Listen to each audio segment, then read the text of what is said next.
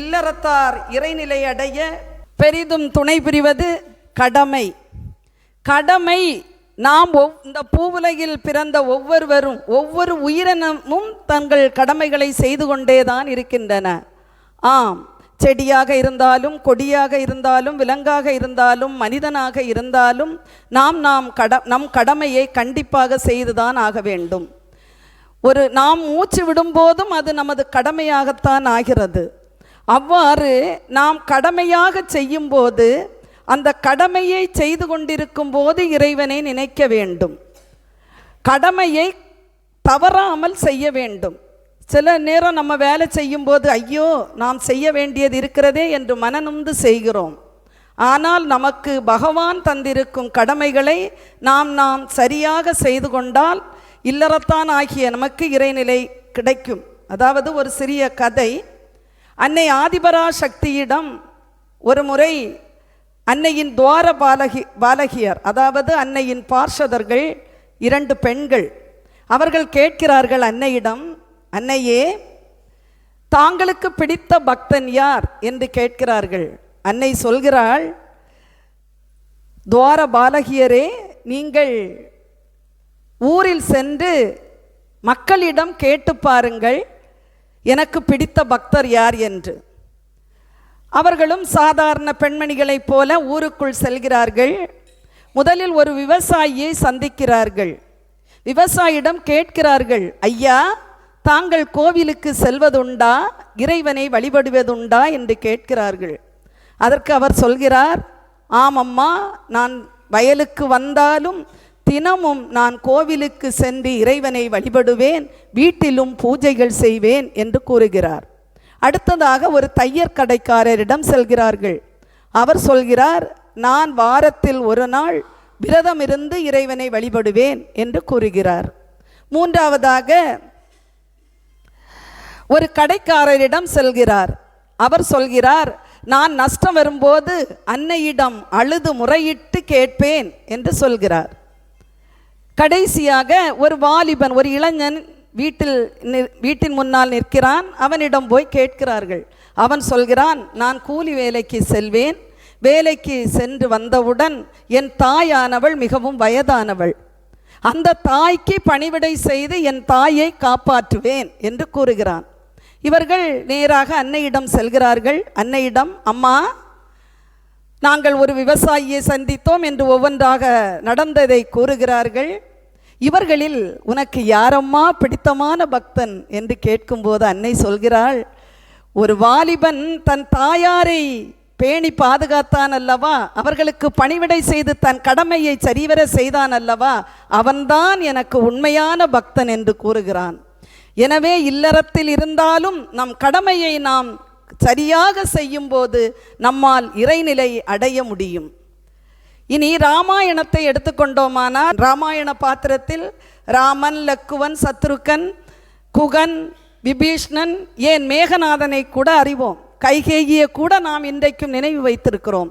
ஆனால் ராமாயணமே மறந்து போன, நாம் எல்லாரும் மறந்த ஒரு பாத்திரமானது அந்த ராமாயணத்தில் இருக்கிறது. அதுதான் ஊர்மிளை. ஊர்மிளா லக்குவனின் மனைவி, சீதையின் சகோதரி. அந்த ஊர்மிளா தன் கணவன் தன் கடமையை சரியாக ஆற்ற வேண்டும் என்று அவள் தன் கடமையை சரியாக எவ்வாறு ஆற்றுகிறார் என்று பாருங்கள். ராமன் காட்டுக்கு செல்வதற்கு தயாராகிறார். உடனே லக்குவன் தன் மனைவியுடன் கூட கேட்காமல் அவரும் 14 ஆண்டுகள் வனவாசம் செல்வதற்கு தயாராகிறார். இங்கு ஊர்மிளை என்ன செய்கிறாள் பாருங்கள். தன் கணவன் தன் அண்ணனுக்கு சரிவர தன் கடமையை ஆற்ற வேண்டும் என்பதற்காக நித்ராதேவியிடம் வேண்டுகிறாள். அன்னையே, என்னுடைய விழிப்பை என் கணவனுக்கு கொடுத்துவிட்டு எனக்கு அந்த 14 வருடங்களும் தூக்கத்தை தா என்று கேட்கிறாள். அன்னை கேட்கிறாள், ஏனம்மா அப்படி கேட்கிறாய்? அவள் சொல்கிறாள், என் கணவன் தன் அண்ணனை உயிராக நினைத்திருக்கிறார், அந்த அண்ணனுக்கு தன் கடமையை அவர் செய்ய வேண்டும் அல்லவா விழித்திருந்து, ஆகவே அவருக்கு அந்த விழிப்பை கொடுத்துவிட்டு எனக்கு அந்த தூக்கத்தை தா என்று கேட்டவுடன் அந்த அன்னையானவள், தந்தேன் அம்மா என்று, உன்னுடைய கடமையை நான் மெச்சினேன் என்று சொல்லி கொடுக்கிறாள். அந்த ஊர்மிளை 14 ஆண்டுகள் அன்ன ஆகாரம் இல்லாமல் தூங்கிக் கொண்டே இருந்தால் என்றால் இந்த கடமையின் பெருமையை என்னென்பது? ஏன் இல்லறத்தார் கடமையால் இறைநிலையை அடைய முடியாது? கண்டிப்பாக அடைய முடியும் என்பதை கூறிக்கொள்கிறேன். அடுத்து, இல்லறத்தார் இறைநிலை அடைய இறை பக்தி. இறை பக்தி என்பது நாம் எந்த விதத்திலும் பகவானிற்கு நாம் அர்ப்பணிக்கலாம். பாட்டாக அர்ப்பணிக்கலாம், நாமமாக அர்ப்பணிக்கலாம், பாகவத புராணம், கீதை போன்ற ஸ்லோகங்களை படித்து பகவானுக்கு அர்ப்பணிக்கலாம். அது எல்லாம் இறை பக்தி தான். ஆனால் இறை பக்தியானது நம்பிக்கையோடும் முழு மனதோடும் நம்பிக்கையோடும் நாம் இறைவனிடம் பக்தி கொள்ள வேண்டும். அதுதான் மிக மிக முக்கியம். அது ஒரு சிறிய உதாரணம் கதை வழியாக நான் உங்களுக்கு சொல்லலாம் என நினைக்கிறேன். ஒரு முறை நாரதர் பகவானிடம் கேட்கிறார். அவர் எப்பொழுதும் வைகுண்டம் செல்வார் வருவார். ஏனென்றால் அவர் ஒவ்வொரு நிமிடம் 24 மணி நேரமும் பகவானை நினைத்து கொண்டே இருக்கிறார். நாமும் அவ்வாறு நினைத்தால் பகவானை நெருங்க முடியும். அப்போ ஒரு தடவை நாரதர் வைகுண்டம் செல்கிறார். அங்கு சென்று பகவானிடம் கேட்கிறார், பகவானே, நான் பூவுலகை சுற்றி வரும்போது ஒரு செல்வந்தரின் வீட்டில் நின்றேன். அவருக்கு செல்வ செழிப்பு அதாவது செல்வந்தர், மிகவும் செல்வந்தராக இருக்கிறார். ஒவ்வொரு நாளும் கோயிலுக்கு செல்கிறார், பகவானுக்கு பூஜை செய்கிறார். ஆனால் அவர் எப்பொழுதும் சொல்லிக்கொண்டே இருக்கிறார், எனக்கு நிம்மதி இல்லை, மன அமைதி இல்லை, பகவானே நிம்மதி இல்லை, மன அமைதி இல்லை, எனக்கு நிம்மதியை கொடு என்று கேட்கிறார். அதே வேளையில் அதே ஊரில் நான் போய்கொண்டிருக்கும் பொழுது ஒரு ஏழை தொழிலாளியை பார்த்தேன். அவர் அன்றாடம் வேலை செய்து தன்னுடைய கடமைகளை செய்து கொண்டிருக்கிறார். அவருக்கு அன்று அவர் வேலை செய்தால்தான் அவருக்கு உணவு. அத்தகைய நிலையிலும் அவர் மிகவும் சந்தோஷமாக இருக்கிறார். அது எப்படி என்று பகவானிடம் கேட்கிறார். பகவான் சொல்கிறார், நாரதா, நீ ஊருக்குள் சென்று அந்த ஏழை செல்வந்தனிடமும் அந்த ஏழை தொழிலாளியிடமும் அவன் போனவுடன் கேட்பான், மகாவிஷ்ணு என்ன செய்து கொண்டிருப்பார் என்று கேட்பார்கள். அப்பொழுது நீ சொல்லு, மகாவிஷ்ணு ஊசி துவாரம் வழியாக யானையை செலுத்தி கொண்டிருக்கிறார் என்று சொல்லி அனுப்புகிறார். நாரதரும் வருகிறார். வந்து முதலில் செல்வந்தன் வீட்டிற்கு செல்கிறார். செல்வந்தன் பூஜை செய்து கொண்டிருக்கிறார். ஆகவே நாரதர் ஒதுங்கி ஒரு ஓரமாக நின்று கொண்டு, செல்வந்தர் பூஜை முடிந்து வந்தவுடன் நாராயண நாராயண என்று சொல்லி முன்னால் போய் நிற்கிறார். நின்றவுடன் அவர் கேட்கிறார், பகவானின் லீலையை பாருங்கள். கேட்கிறார், நாரதா, மகாவிஷ்ணு என்ன செய்து கொண்டிருக்கிறார் என்று கேட்கிறார். இவர் சொல்கிறார், மகாவிஷ்ணு ஊசி துவாரம் வழியாக யானையை செலுத்தி கொண்டிருக்கிறார் என்று சொல்கிறார். யானையாவது ஊசி துவாரத்தில் நுழைகிறதாவது என்று சொல்லிவிட்டு அவர் சென்று விட்டார். நாரதர் நேராக ஒன்றும் பதில் சொல்லவில்லை. நாரதர் நேராக ஏழை தொழிலாளியின் வீட்டிற்கு செல்கிறார். அங்கு சென்றவுடன் அந்த தொழிலாளி முன் நாராயண நாராயண என்று நாரதர் போய் நின்றவுடன் தொழிலாளி பணிந்து வணங்கி, சுவாமி வாருங்கள் என்று வரவேற்று அவரிடம் கேட்கிறார், மகாவிஷ்ணு என்ன செய்து கொண்டிருக்கிறார் என்று.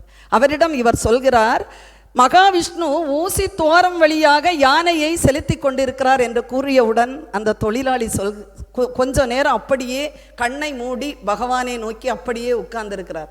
உட்கார்ந்திருந்து ஒரு பெருமூச்சு விட்டு கொண்டு சொல்கிறார், நாரதரே, பகவான் இந்த சின்ன ஆலம் விதையில் எவ்வளவு பெரிய மரத்தை வைத்திருக்கும் பகவானால் ஏன் ஊசி துவாரம் வழியாக யானையை செலுத்த முடியாது என்று கூறியவுடன் நாரதர் பிரமித்து போனார்.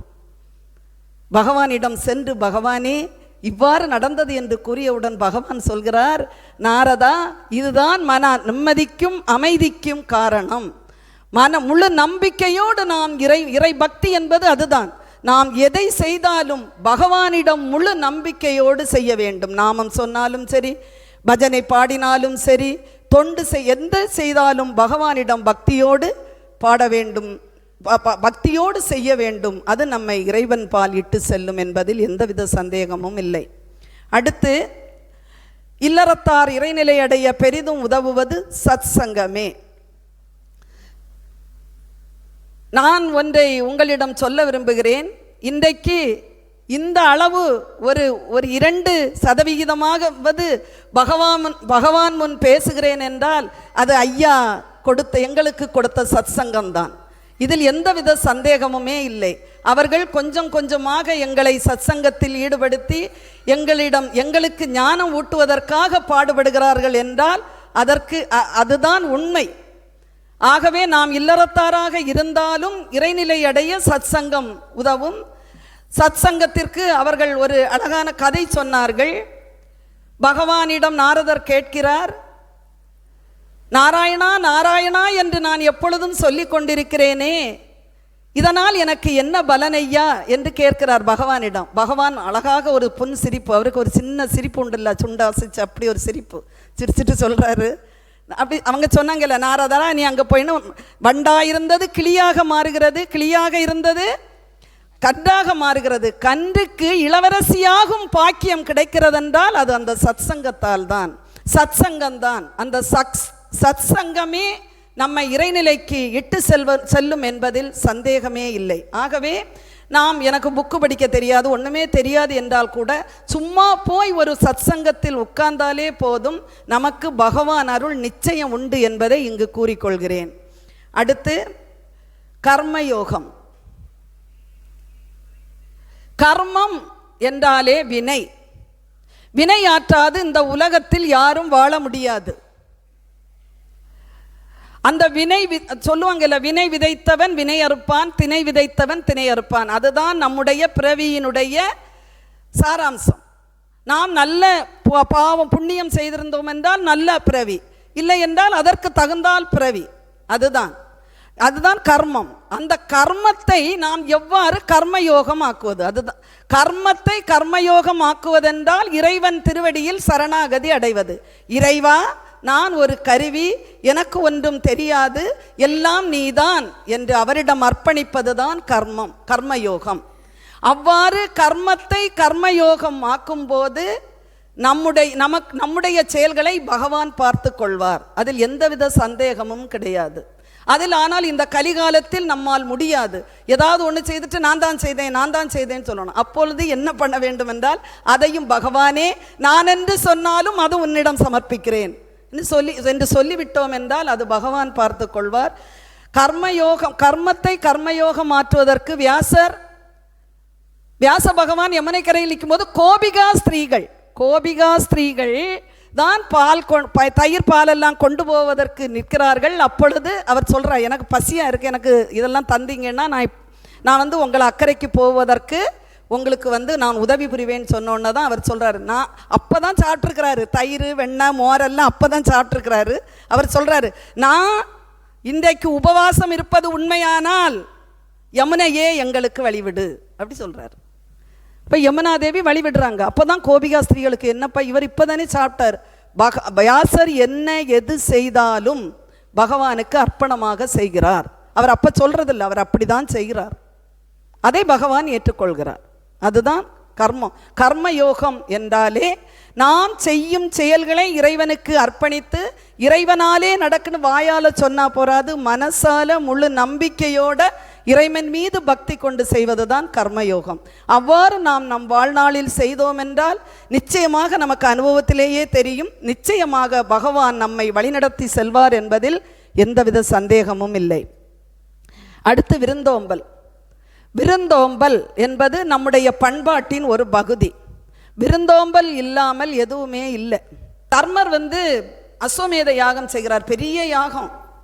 அந்த யாகம் நடந்து நிறைய தானங்கள் எல்லாம் கொடுத்து உட்கார்ந்துருக்கிறாங்க. அப்போ ஒரு கீரி பிள்ளை அதில் என்ன செய்யும், புரண்டுட்டு அது சொல்ல, ஐயே இது இந்த யாகம் இங்கே ஒன்றுமே இல்லை அப்படின்னு சொல்லும்.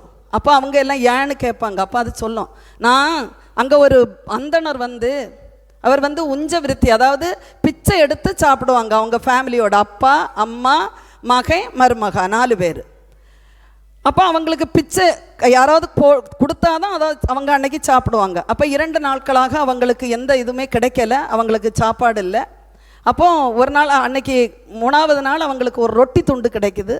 அந்த ரொட்டி கொஞ்சம் மாவு கிடைக்கிது, அதை ரொட்டி ஆக்கி இவங்க சாப்பிட எடுத்து வைப்பாங்க. ஒரு அந்தனர் வெளியே வராரு, ஐயா எனக்கு பசிக்குது அப்படின்னு.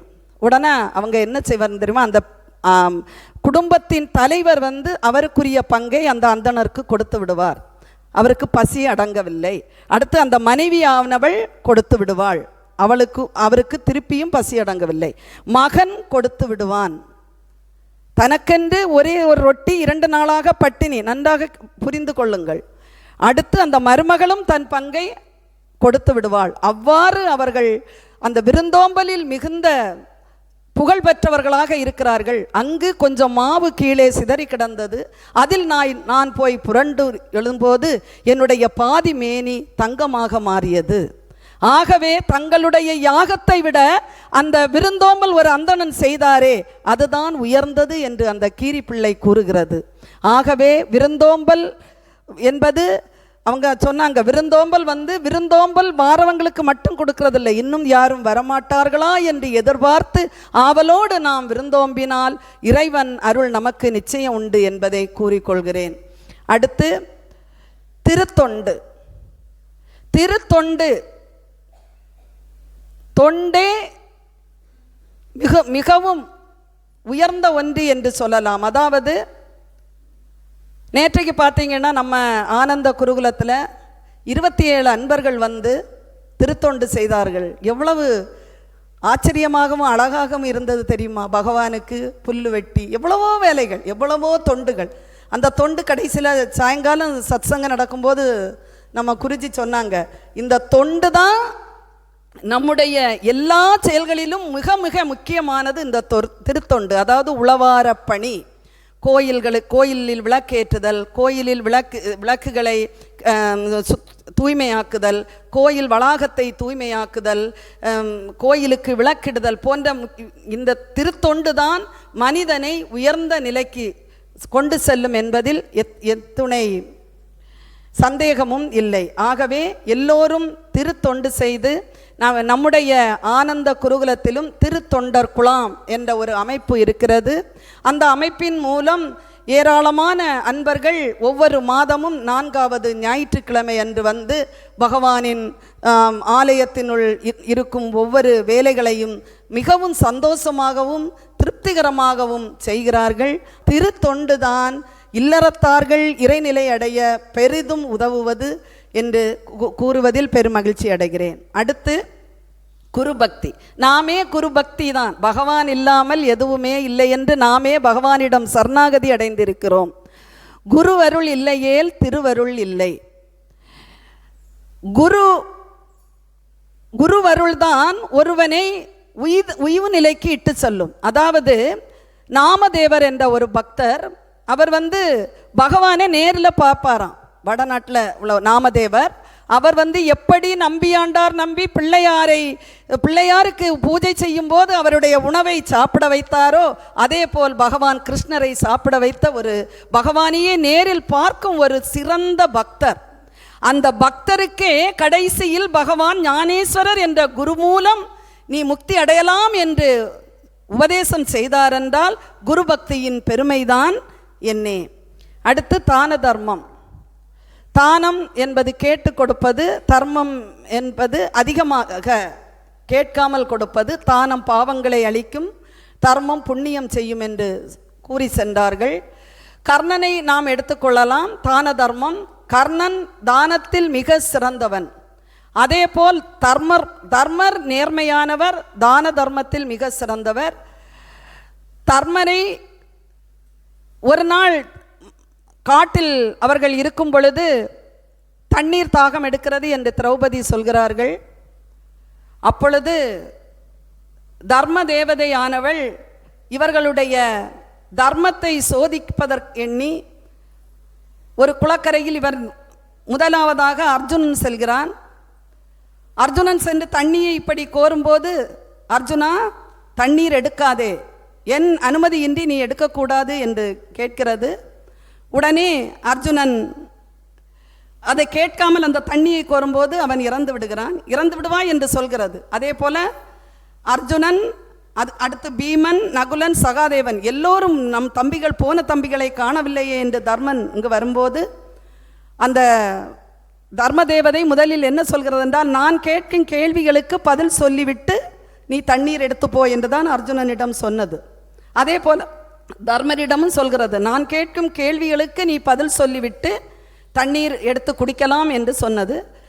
இவர்கள் எல்லாரும் கேட்கவில்லை. ஆனால் தர்மர் என்ன கேள்விகள் கேட்கிறீர்கள் என்று கேட்டவுடன், அவர் கேள்வி கேட்டவுடன் தர்மன் பதில் சொல்கிறான்.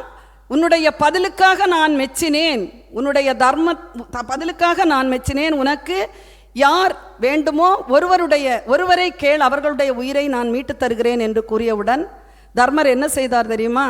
சகாதேவனுடைய உயிரை சகாதேவனை மீட்டு தருமாறு கேட்கிறார். அப்பொழுது அந்த தர்ம தேவதையானது கேட்கிறது, ஏன் உன்னுடைய தம்பி பீமன், அர்ஜுனன் எல்லோரும் மிகவும் பலமுள்ளவர்கள் தானே, அவர்களை ஏன் நீ கேட்கவில்லை என்று சொன்னவுடன் தர்மர் சொல்கிறார், என்னுடைய அம்மா குந்திக்கு நான் இருக்கிறேன், என்னுடைய அம்மா மாத்ரிக்கு என்னுடைய தம்பி சகாதேவன் வேண்டும், ஒரு குழந்தை வேண்டும், அதற்காக தான் கேட்கிறேன் என்று சொன்னவுடன் தர்மதேவதை தன்னுடைய சுய உருவத்தை காட்டி, உன்னுடைய தர்மத்தை உலகிற்கு காட்டுவதற்காகவே நான் இவ்வாறு செய்தேன் என்று கூறி எல்லோரையும் திருப்பி கொடுத்தது என்று சொன்னால், உலகில் தான தர்மம் இல்லறத்தார்கள் செய்யும்போது நம்மை அது இறைநிலைக்கு இட்டு செல்லும் என்று கூறி, எவ்வாறு இருந்தாலும் இல்லறத்தால் இறைநிலை அடைய பெரிதும் உதவுவது கடமை, இறைபக்தி, சத்சங்கம், கர்மயோகம், விருந்தோம்பல், திருத்தொண்டு, குருபக்தி, தான தர்மம்.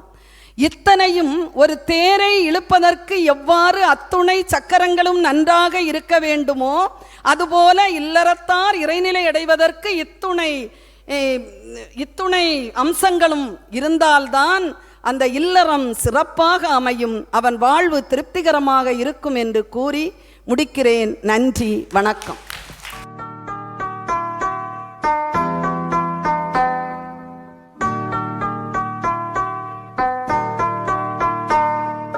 योगी राम सूरत कुमार जय गुरु राया।